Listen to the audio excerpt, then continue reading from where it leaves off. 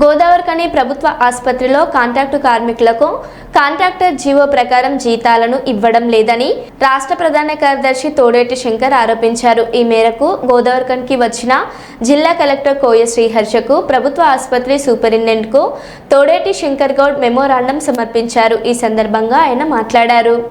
Government hospital medical కాలేజీలో 150 మందికి జీవోపకారంగా జీతాలు ఇవ్వడం లేదని మరి కలెక్టర్కు అట్లాగే మెడికల్ ఆఫీసర్కు లెటర్ ఇవ్వడం జరిగింది.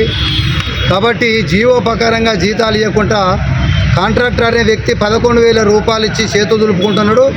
కాబట్టి వాళ్ళ పిఎఫ్ కూడా 1,552 రూపాయలు ఫుల్ మాస్టర్ చేస్తే కట్ చేయాలి. 800 మాత్రమే పిఎఫ్ కట్ చేస్తున్నాడు. ఈఎస్ఐ కట్ చేస్తలేడు. తర్వాత వారికి పిఎఫ్ నంబర్ సీరియల్ నెంబర్ కూడా ఇవ్వడం లేదు.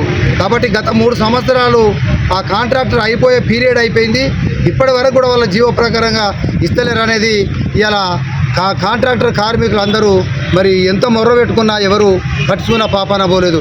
కాబట్టి మా పార్టీ పక్షాన మేము ఏం చేసినామంటే లెటర్ ద్వారా మరి ఆర్ఎల్సీ కావచ్చు, తర్వాత లేబర్ ఆఫీసర్కు, ఇక్కడ ఉన్న మెడికల్ ఆఫీసర్కు, కలెక్టర్కు అందరికీ లెటర్లు ఇవ్వడం జరిగింది. తక్షణమే ఆ యొక్క కాంట్రాక్టరు మీద ఈ ఆఫీసర్లందరూ చర్య తీసుకొని మరి పిఎఫ్ పూర్తి స్థాయిలో కట్ చేసి మరి వాళ్ళకు ఈఎస్ఐ కట్టి మరి జీవోపకారంగా జీతాలు ఇవ్వాలనేది మా యొక్క పార్టీ పక్షాన మేము డిమాండ్ చేస్తున్నాం.